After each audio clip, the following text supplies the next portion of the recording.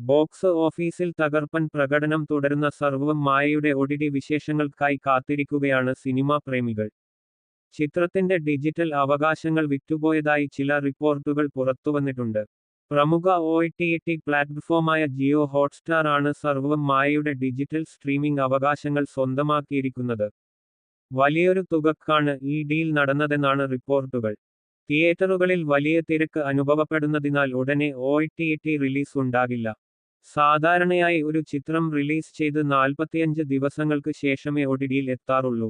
അതുകൊണ്ടുതന്നെ ഫെബ്രുവരി 2-ാം വാരത്തോടെ ചിത്രം ജിയോ ഹോട്ട്സ്റ്റാറിൽ സ്ട്രീമിംഗ് ആരംഭിക്കാനാണ് സാധ്യത.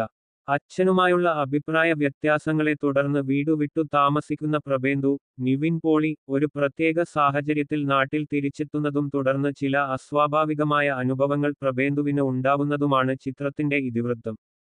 വെറും 17 ദിവസങ്ങൾ കൊണ്ട് ആഗോളതലത്തിൽ 125 കോടിയാണ് കളക്ട് ചെയ്തത്.